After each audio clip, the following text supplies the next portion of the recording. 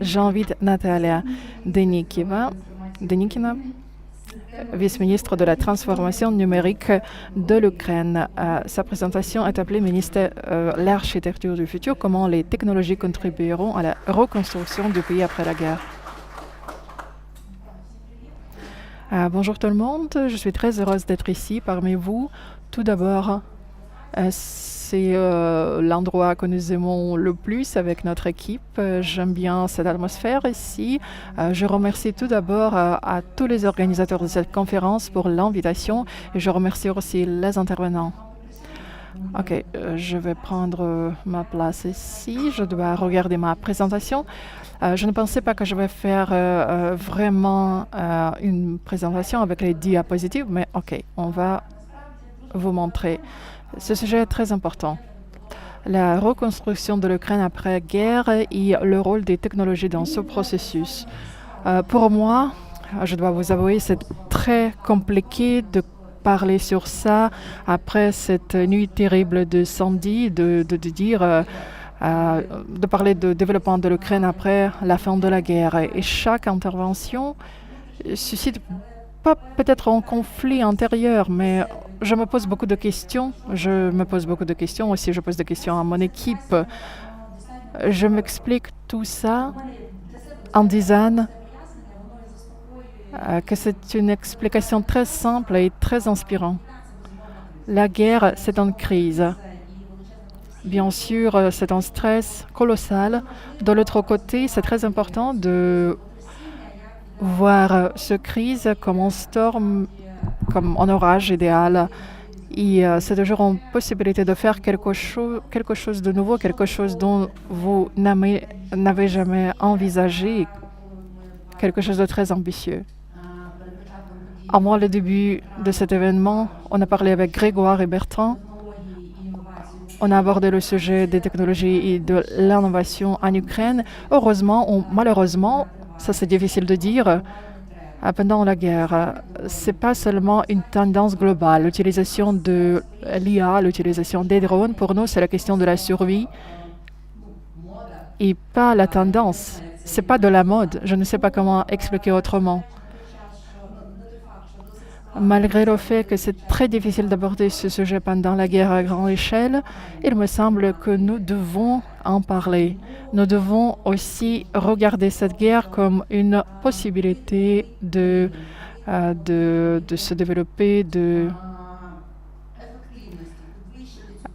d'augmenter l'efficacité, d'utiliser toutes les possibilités que nous avons d'utiliser les outils avec une autre logique. Dans cette approche, le rôle des technologies est très important. Nous ne pouvons pas voir les technologies comme un outil seulement. Si on parle de la reconstruction plutôt cosmétique, ce n'est pas notre approche. Nous aimerons vraiment trouver un autre niveau de développement. Et pour ça, les technologies, c'est la base vraiment, ce n'est pas un outil supplémentaire, c'est la base sur laquelle l'infrastructure du pays après la guerre sera fondée. Est-ce que c'est bon ou mauvais? Je ne sais pas, parce que tout ce qui est nouveau suscite beaucoup d'émotions, beaucoup de doutes, beaucoup de questions, mais c'est notre réalité et nous devrons comprendre que nous n'avons pas d'autre réalité. Nous devrons vivre avec tout ce que nous avons maintenant. Malgré le fait que j'ai commencé de cette phrase assez pessimiste, je veux dire que l'Ukraine a cette fondation numérique, digitale, technologique et nous pourrons reconstruire l'Ukraine sur cette base. Je vais partager avec vous ces diapositives, ce soutien de présentation. Nous sommes fiers de ces chiffres. Comme le ministère de la Transformation digitale, nous avons investi dans ce développement et dans cette statistique. En ce qui concerne l'Ukraine est connue comme la patrie de personnel, des spécialistes hautement qualifiés qui créent des produits de haut niveau mondial et l'Ukraine est connue comme un pays avec le haut niveau des services. Si on parle des spécialistes de technologie d'information, avant, on a pensé d'abord à l'Inde Et maintenant, on pense à l'Ukraine, dans l'Amérique du Nord, dans l'Amérique latine. Je ne peux pas dire que je suis très ambitieuse pour comparer notre personnel avec les autres pays, mais c'est sûr que nous avons formé cette tendance et l'Ukraine est maintenant mondialement connue par ses spécialistes en technologie d'information. Et je pense que c'est la base sur laquelle nous pourrons reconstruire notre pays. Et je pense que ça va transformer l'Ukraine dans un hub ou centre, pas seulement pour l'Europe, mais pour tout le monde. Et c'était notre ambition dès le début, c'était notre objectif. Quelques années avant la guerre à grande échelle, nous avons travaillé sur l'architecture du projet DIA City et nous pensions que ce projet allait transformer l'Ukraine dans un centre numérique de toute l'Europe. Pardon, j'ai oublié de tourner la page.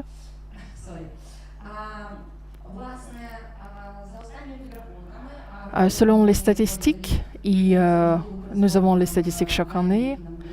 Nous utilisons pas seulement les données de l'État, le centre de statistiques, mais aussi nos propres. Ce sont les chiffres de IT Cluster de Lviv et nous avons plus de 2000 entreprises vérifiées. Par ça, je veux dire que ce sont les marques technologiques, parce que l'Ukraine est très intéressant, mais en même temps, c'est pas facile comme juridiction et l'administration. Nous avons plus de compagnies, d'entreprises technologiques, mais en ce qui concerne les marques connues, il y a 2000. Ils ont employé plus de 300 spécialistes en technologie. Bien sûr, nous savons que beaucoup de spécialistes ont quitté l'Ukraine, donc ils travaillent en distanciel. En Ukraine, maintenant, il y a à peu près 200 000 employés de ce domaine. Il y a une centaine de mille qui sont à l'étranger, mais ils continuent de travailler pour les entreprises ukrainiennes en développant ce domaine de business. Ces deux chiffres, peut-être même ce chiffre, 300 000 des spécialistes en IT, peut-être c'est le chiffre clé, parce que c'est ce que nous donne la possibilité d'être l'exporteur le plus connu de ce genre de service. L'IT prend deuxième place dans le spectre des entreprises, des business, mais si on prend en compte le nombre de spécialistes en IT dans le paysage de tout le pays, c'est facile à comprendre pourquoi ils forment une partie importante de l'export de notre pays. Mais il y a des autres statistiques. Par exemple, notre écosystème des startups a pris le 4e place dans Startup Ecosystem Index. C'est juste un fait. Si on regarde les statistiques, bien sûr, on essaie de comparer l'Ukraine avec les autres pays.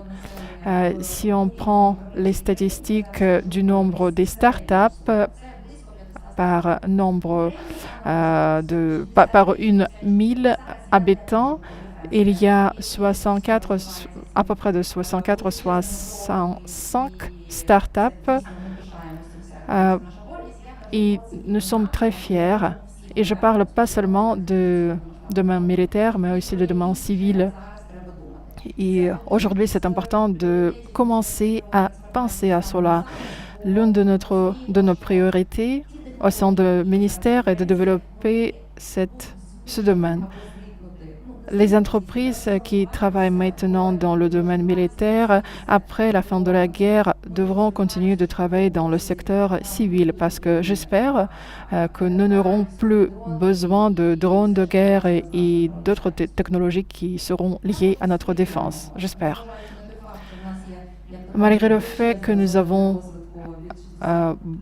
cette zone de développement de croissance, l'Ukraine est au 4e place dans l'Europe par rapport au niveau de développement des startups. Ce sont les statistiques d'ESNA, c'est l'Alliance européenne des nations qui suivait à peu près de près comment les startups se développent, comment on crée les startups et quels sont les enjeux de leur développement. Nous avons cette base pour le développement dans le futur pour pouvoir reconstruire l'Ukraine après la fin de la guerre à grande échelle. Les entreprises ukrainiennes ont commencé de travailler pas seulement sur le marché local, mais aussi sur le marché global. Ici, vous pouvez voir une dizaine d'entreprises technologiques ukrainiennes. Ce sont des exemples excellents. Par exemple, si on prend en compte MacPo, cette entreprise crée les produits pour l'écosystème Apple, dont il y a les dizaines de milliers d'utilisateurs partout dans le monde. Et nous savons très bien que nous avons beaucoup de gadgets chez nous, mais peut-être vous n'avez pas pensé qu'ils sont protégés par les produits de cette entreprise. Ils protègent aussi les objets du héritage l'UNESCO partout dans le monde. Les Ukrainiens ne parlent pas forcément à tout ça. Par exemple, l'entreprise qui s'appelle Grammarly, c'est l'une des licornes, les premiers licornes de l'Ukraine. Ils ont créé le service IA pour la rédaction des textes et c'est très répandu partout dans le monde. Nous sommes très fiers de tout cela et nous devons tenir en compte que la partie économique est aussi très importante de toute cette histoire. Mais il y a quelque chose d'autre que les produits.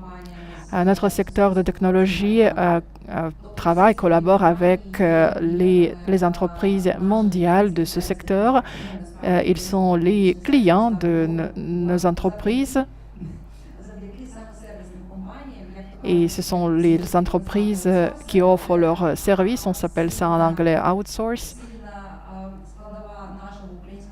C'est une partie très importante de ce secteur de technologie. Les entreprises ukrainiennes travaillent chaque jour. Ils offrent les différents services clés et c'est quelque chose qui est unique pour l'Ukraine. Par exemple, on ne parle pas souvent de tout ça, mais tout ce que vous voyez sur par exemple, votre l'écran dans les voitures Mercedes a été développé par l'entreprise Luxoft, bien sûr en collaboration avec Mercedes. Ce système s'appelle MBUX. Il s'était développé par l'entreprise ukrainienne.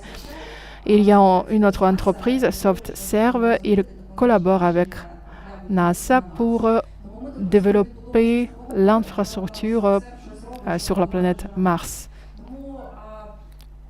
On est toujours dans la guerre, mais on parle déjà de l'espace.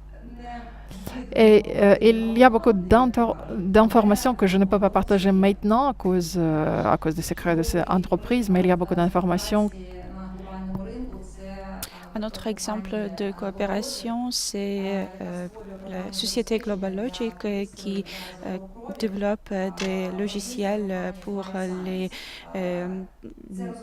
examens de sang. C'est un développement des ingénieurs ukrainiens que 70% du marché américain utilise. Et il y a beaucoup d'exemples de ce type et je suis sûre qu'il y a des choses dont nous pouvons être fiers. Et lorsqu'on considère ces exemples, nous comprenons que notre équipe au sein du ministère a un objectif stratégique et important.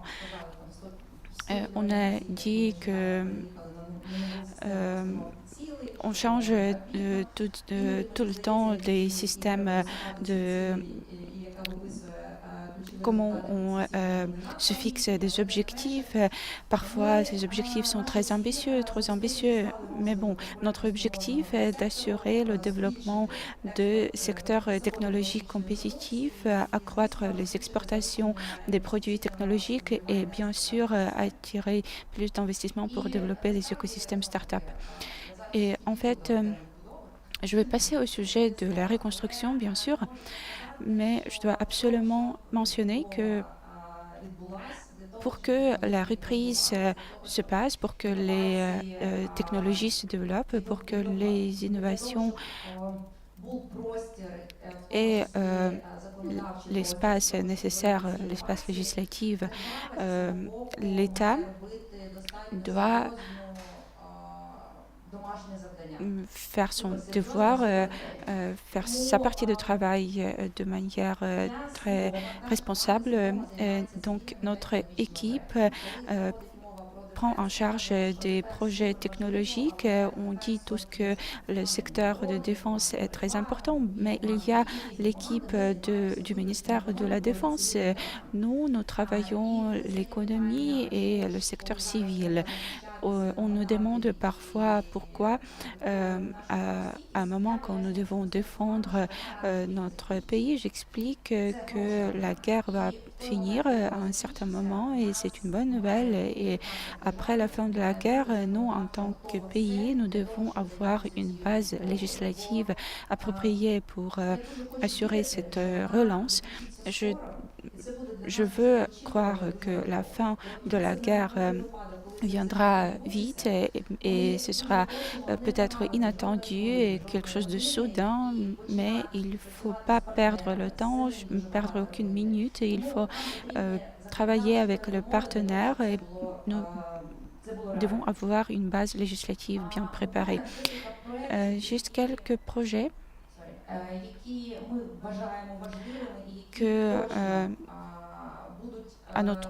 sont à notre avis importants et qui vont avoir leur impact sur la reconstruction. D'abord, c'est DSCT. C'est un système d'imposition pour les sociétés technologiques en Europe. On essayait de concevoir ce produit pour le milieu des affaires, mais la guerre nous a démontré que le secteur technologique est bien plus vaste que le secteur des technologies informatiques. Et presque dès le début de l'invasion à grande échelle, on a inclus les fabricants des drones, les fabricants des outils de défense sécurisés, les sociétés qui travaillent sur les systèmes informatiques de paiement, les services de nuage. On a aussi inclus le secteur de recherche et de développement, et parce que nous comprenons que les innovations et les technologies sont plus vastes que le secteur de défense. Et on va parler notamment de ce secteur de recherche et de développement.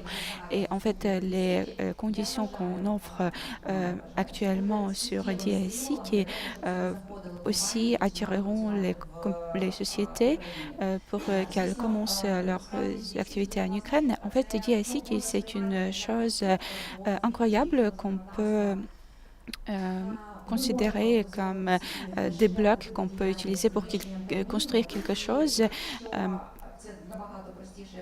Et comme vous pouvez le voir aujourd'hui, c'est peut-être un peu plus simple d'innover dans ce secteur parce qu'il y avait des résolutions du cabinet de ministres qui le permettent et ensemble avec les autres autorités public, on peut voir qu'il y a du besoin de stimuler certains secteurs de l'économie et nous avons une capacité d'élargir nos activités grâce à DSIT. Un autre projet dont nous sommes fiers, c'est le Fonds ukrainien de start-up. C'est dans l'investisseur public le plus important en Ukraine qui soutient les startups sur les premières étapes. Ensuite, il y a Robolab. Malheureusement, nous pouvons déjà observer un manque important des cadres du personnel en Ukraine. Il est évident qu'on ne verra pas plus d'employés prochainement et cette question vraiment demande notre attention. On a ouvert un réseau de laboratoires dans les établissements d'enseignement supérieur ukrainiens. Et bien sûr, il n'est pas facile d'assurer la gestion des processus en Ukraine et rester compétitif en matière de technologie.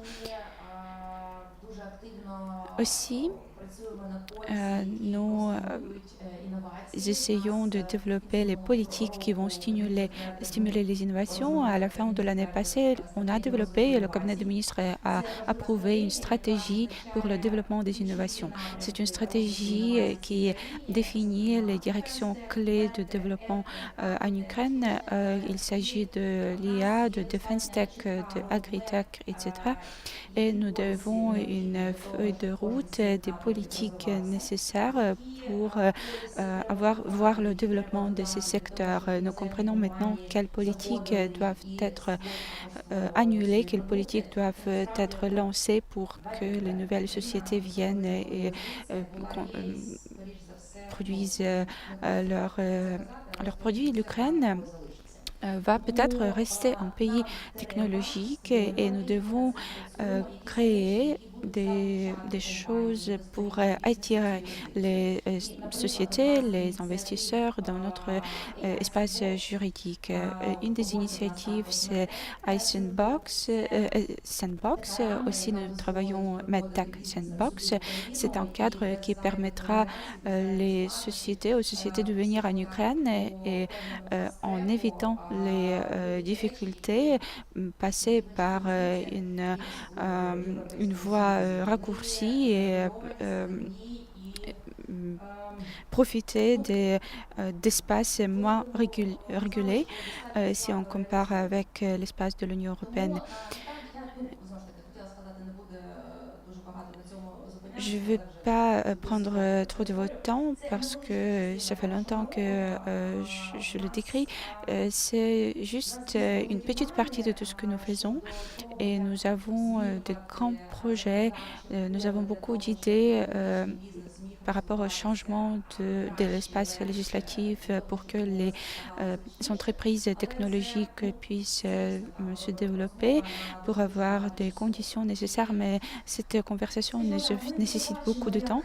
On peut déjà voir comment les technologies transforment les domaines entiers et nous pouvons voir la vitesse avec laquelle les technologies informatisées peuvent changer la situation sur le champ de bataille. Les robots terrestres sauvent déjà les vies de nos soldats sur le front et les drones peuvent atteindre déjà les régions les plus éloignées de la Russie pour frapper les usines pétrolières de pays agresseurs. Tout ce qui marche en temps de guerre doit travailler aussi de manière aussi efficace après la guerre.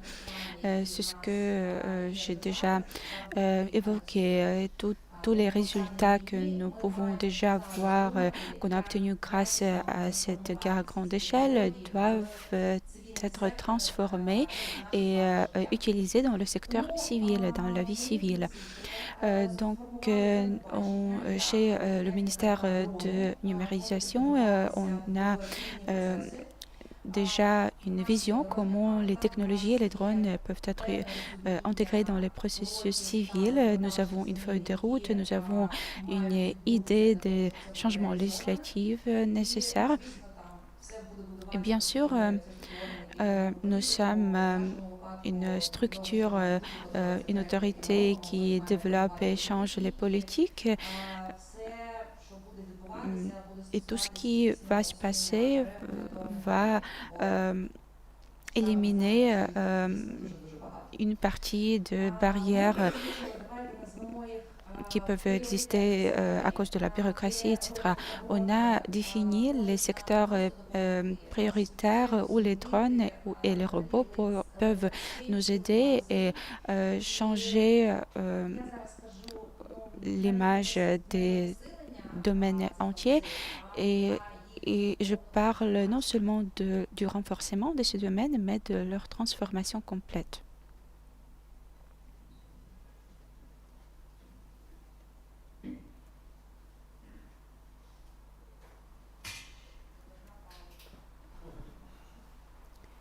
Une brève pause.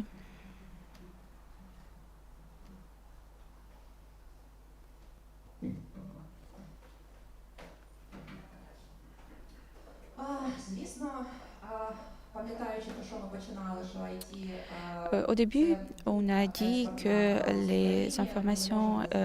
que les technologies informatiques, c'est le deuxième secteur le plus important en Ukraine, mais le premier, c'est l'agriculture, bien sûr, et c'est dans des domaines où l'utilisation des drones et des robots apporte déjà des résultats tangibles. Les robots permettent nos agraires de voir en temps réel l'état des cultures, accélérer la croissance, pas à un stade ultérieur, mais en temps réel, ou bien prévoir beaucoup. Et les drones peuvent aussi nous permettre de détecter les maladies des cultures. On a déjà commencé de l'utiliser. Et si on parle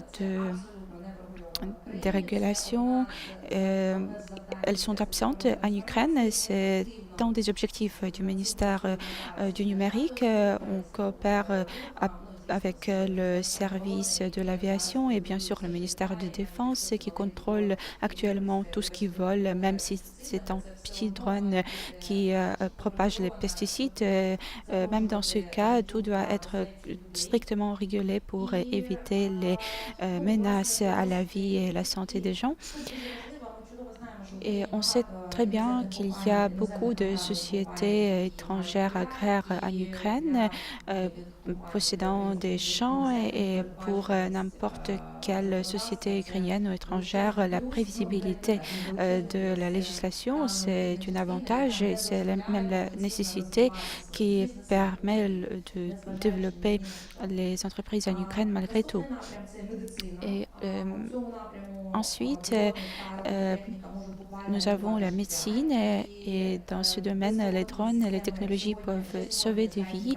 Les systèmes sans pilote peuvent déjà livrer les médicaments, les vaccins, les produits médicaux et peu de personnes en parlent, mais ce sont des technologies utilisées à des fins humanitaires aussi sur le front quand il est trop difficile d'atteindre un certain endroit, mais ça a l'importance critique et chaque minute, chaque seconde est décisive dans ce cas. Donc les drones peuvent livrer les médicaments là où il est difficile et dangereux d'aller.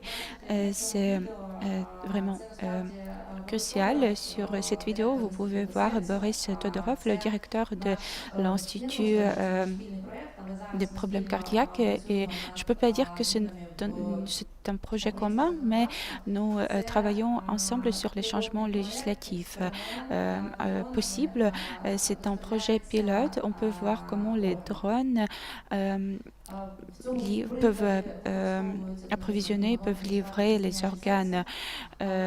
Donc ça, c'est un corps de porc sur la vidéo et c'est un mécanisme qu'on a déjà testé ensemble avec le ministère de de la Santé et bien sûr le ministère du numérique, on peut transporter les organes pour les transportations et cela va réduire de manière significative le temps nécessaire.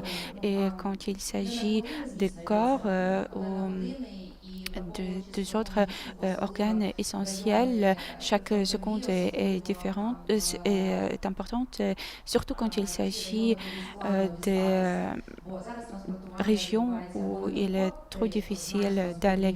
Euh, Maintenant, nous utilisons les hélicoptères, ce qui est plus coûteux et ça prend plus de temps, ou les ambulances, et en tenant compte de la qualité de nos routes.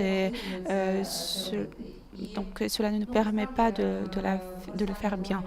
En fait, l'utilisation des drones dans le secteur médical conduit à des milliers de vies sauvées et c'est absolument une contribution à la vie des patients et le travail des médecins. Le secteur suivant, c'est la sécurité civile. La sécurité civile et le fonctionnement de services de secours. L'utilisation des drones pour éteindre le feu, notamment, accroît l'efficacité du travail des sauveteurs et aussi la vitesse avec laquelle ils travaillent. On peut voir beaucoup de feux en même temps durant les nuits d'attaque et on comprend très bien que nos sécuristes risquent leur vie et c'est dans le domaine civil, il n'y a pratiquement pas de restrictions et nous connaissons des contrats en Arabie Saoudite et les Émirats Arabes Unis parce que les bâtiments sont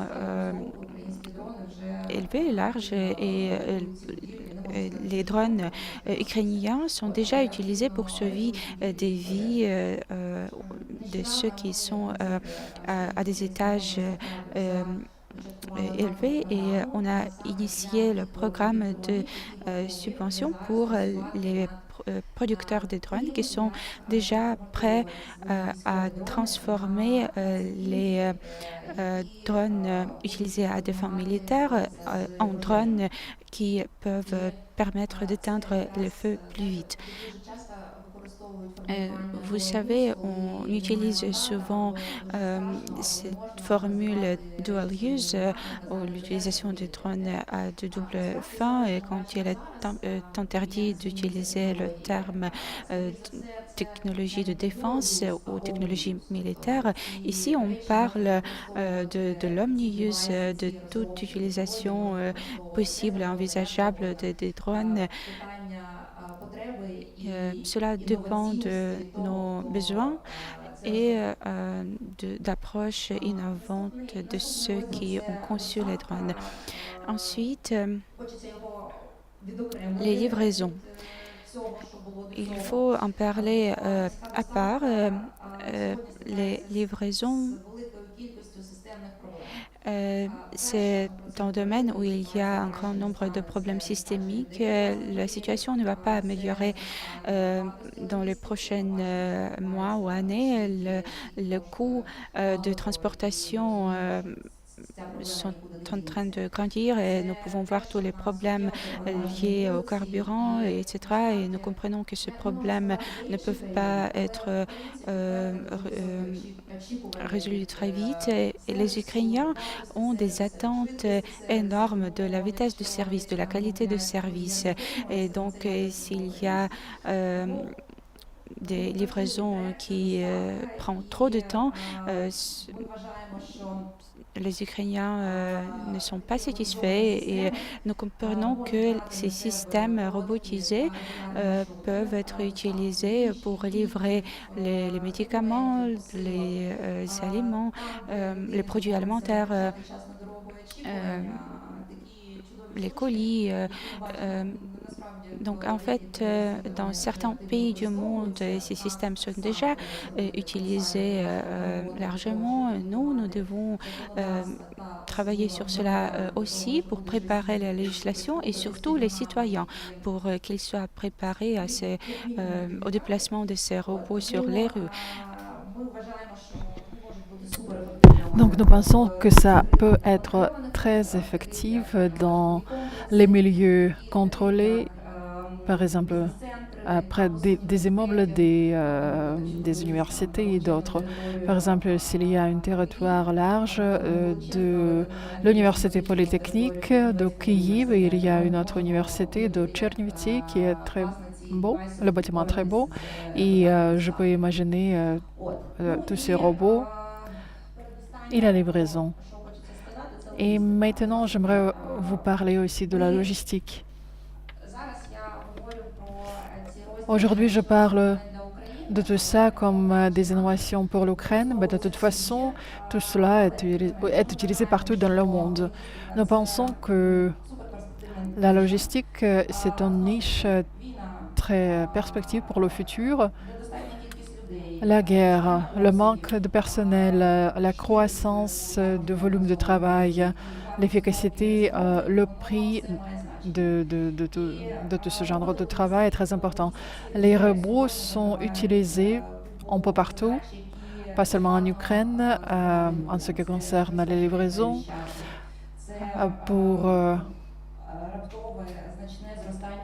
parce qu'il y a des volumes importants, la croissance du nombre de colis partout dans le monde. La législation ukrainienne n'est pas encore prête pour assurer ce genre de travail parfaitement.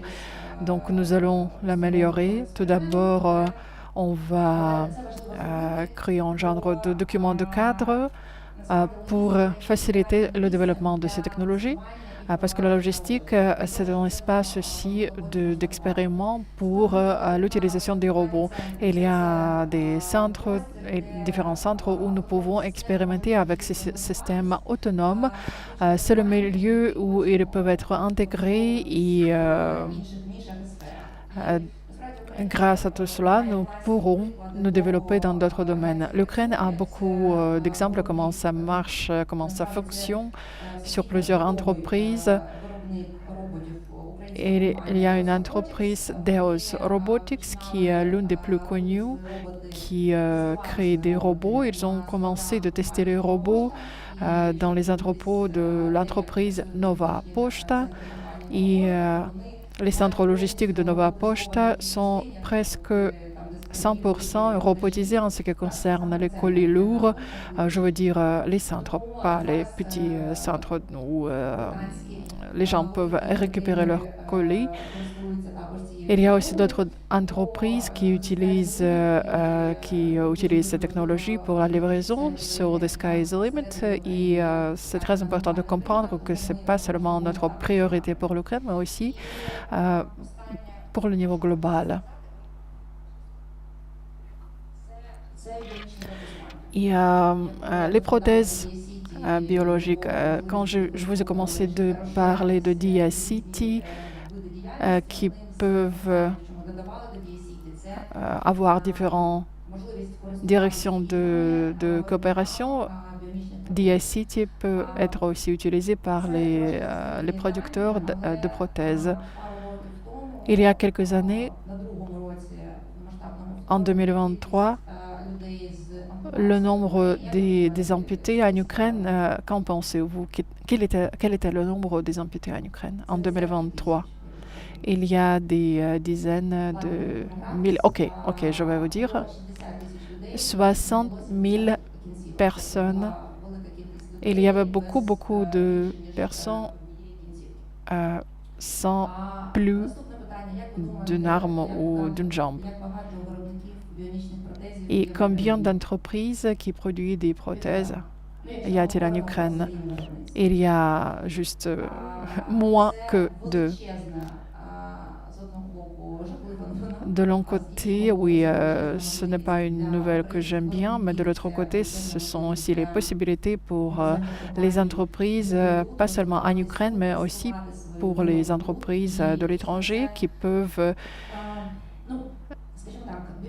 commencer de travailler dans cette direction. En ce qui concerne MedTech ou Biotech, c'est pas facile parce que ça prend beaucoup de temps. Le processus de recherche et développement prend beaucoup de temps. Tu ne peux pas tout faire juste en quelques semaines, ça prend beaucoup d'années.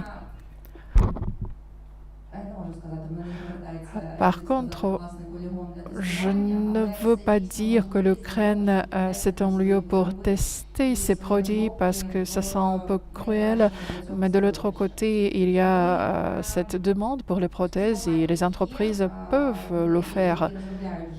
Les entreprises qui développent et produisent les prothèses bioniques, il ne s'agit pas seulement de robotisation, il s'agit des technologies qui comprennent l'intelligence artificielle, la médecine, les technologies et d'autres domaines. Et ce qu'ils font, c'est incroyable.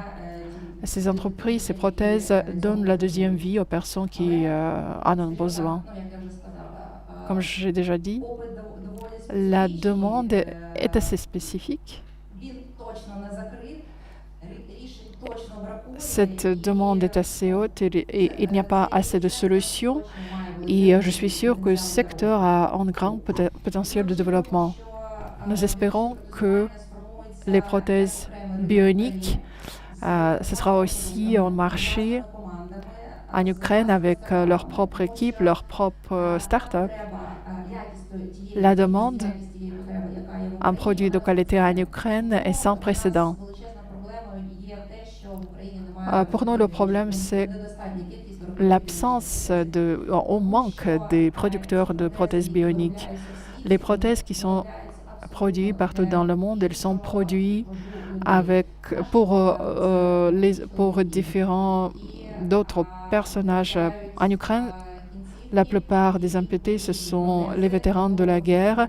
Ils ont besoin de prothèses pour pas seulement récupérer leur vie, mais la plupart d'eux reviennent au front. Ils ont besoin de prothèses qui pourront être utilisées à la guerre. La qualité des prothèses produites dans les autres pays n'est pas suffisante pour être utilisée au front.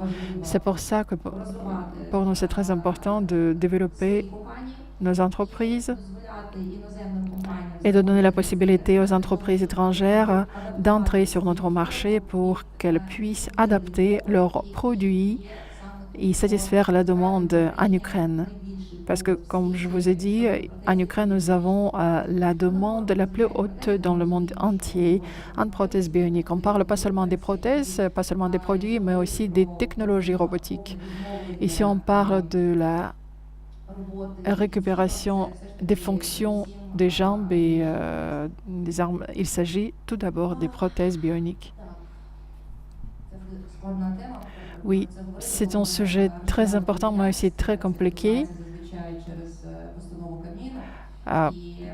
Normalement, il faut avoir une résolution du cabinet des ministres et de toute façon, ça doit être adopté par toutes les autres institutions. Il y a le ministère le ministère des Finances est responsable pour tout ce qui concerne l'argent. Et chaque fois, quand on essaye de donner des investissements en domaine d'activité, le ministère des Finances ne facilite pas ce genre de travail parce que, par exemple, maintenant, ce domaine de travail est presque non existant. C'est pour ça que c'est difficile d'expliquer pourquoi ce domaine a besoin de subventions. Ce n'est pas seulement la question qui reçoit de l'argent. De toute façon, il faut développer ce domaine.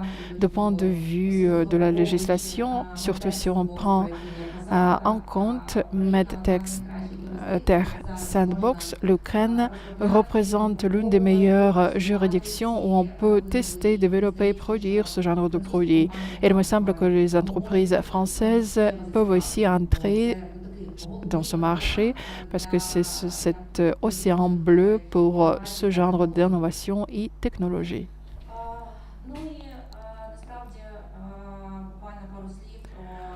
Et quelques mots pour finir.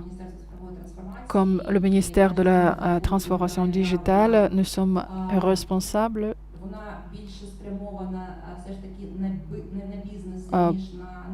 pas seulement pour le business, mais pour les personnes, pour les citoyens et citoyennes de l'Ukraine. Nous pensons que c'est très important de pouvoir développer cette direction de notre travail. Si on parle de notre pays à l'intérieur, je souhaite que le business, les entreprises ukrainiennes voient notre ministère comme l'avocat de ce secteur technologique à l'intérieur du pays. Si on parle à l'étranger, je veux qu'on nous voit comme l'ambassadeur de l'Ukraine.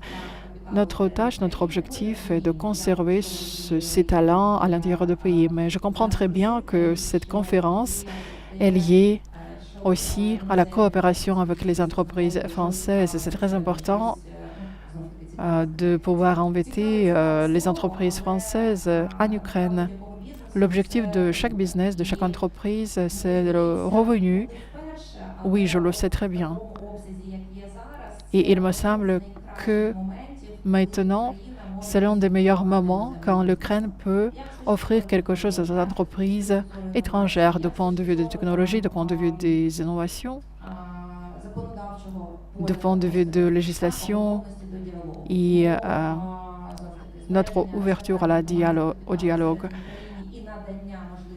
Donc notre objectif, c'est de préserver notre potentiel à l'intérieur du pays et de donner aux entreprises étrangères, notamment françaises, la possibilité de se développer ici. Bien sûr, on développe l'infrastructure. Je vous ai mentionné City Invest. C'est une pensée peut-être pas très populaire, mais en Ukraine, il y a de l'argent. Il y a de l'argent qui sont... c'est le revenu de nos business, de nos entreprises à l'intérieur de l'Ukraine.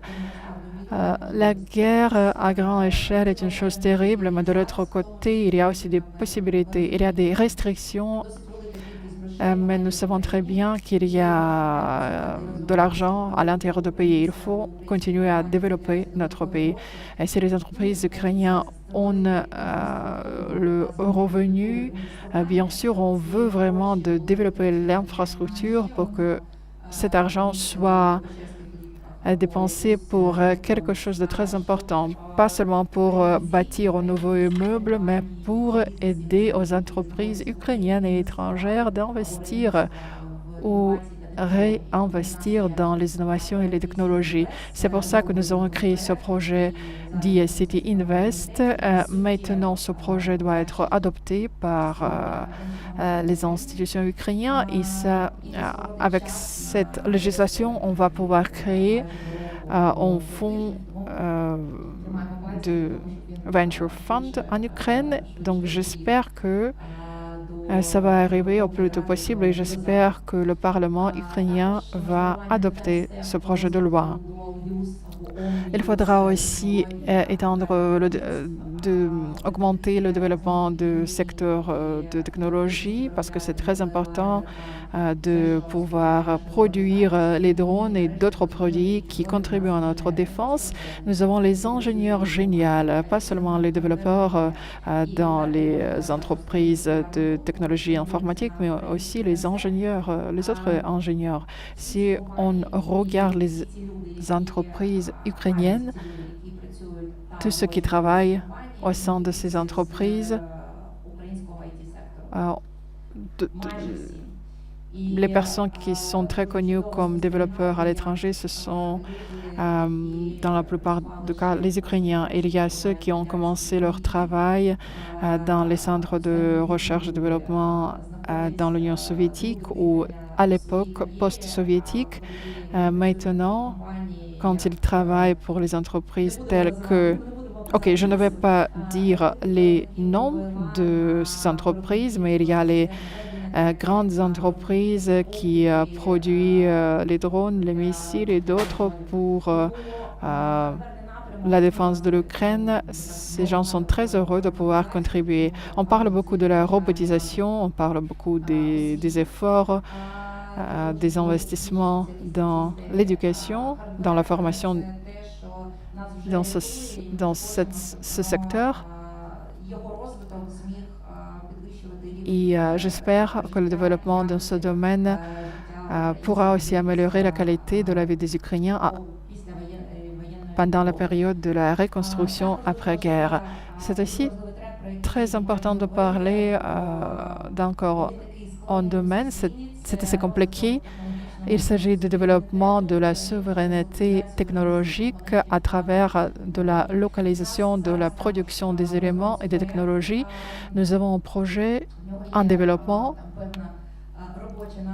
Ce projet nommé DSCT R&D, recherche et développement. Nous comprenons très bien que ce domaine est très développé en Ukraine, mais de l'autre côté, on a besoin des éléments qui sont développés dans d'autres pays qui ne sont pas forcément nos partenaires.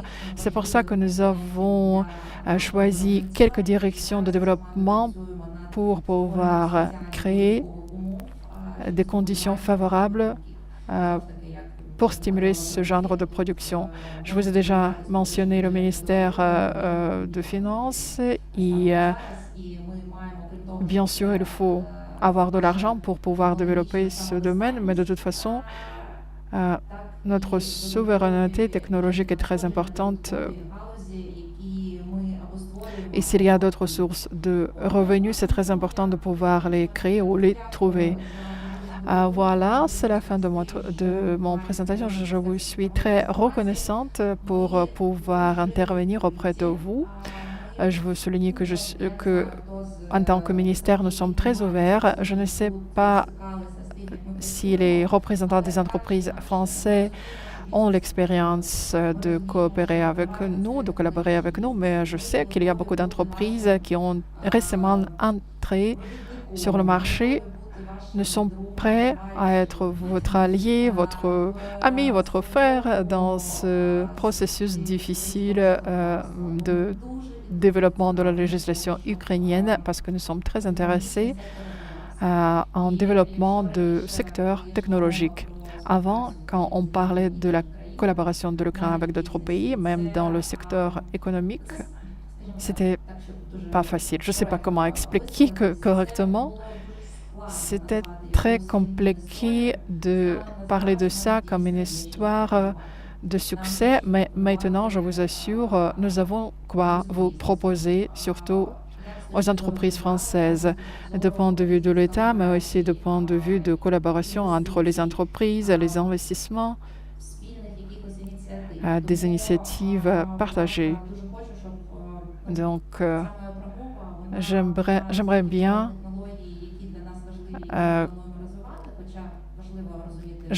de parler pas seulement des technologies.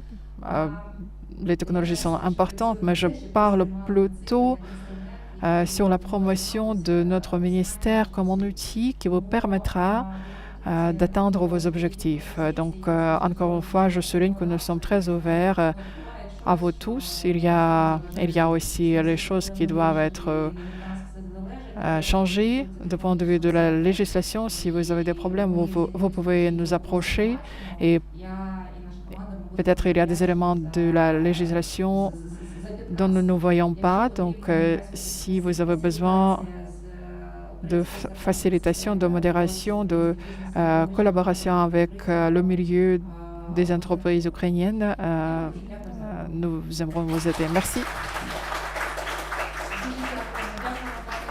Merci, Nathalie. Merci à notre intervenant, vice-ministre de la transformation numérique de l'Ukraine. Merci pour votre